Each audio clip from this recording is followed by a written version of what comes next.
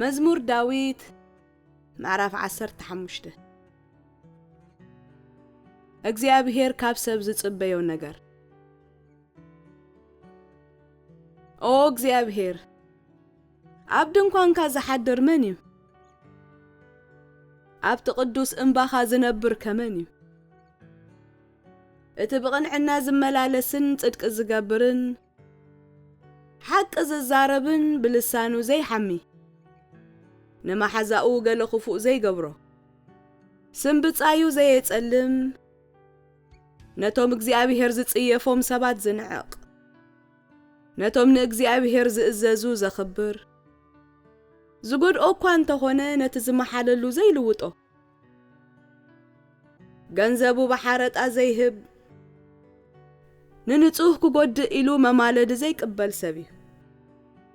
እቲ ኸምዚ ዝገብር ሰብ ንዘለዓለም ኣይናወጽን እዩ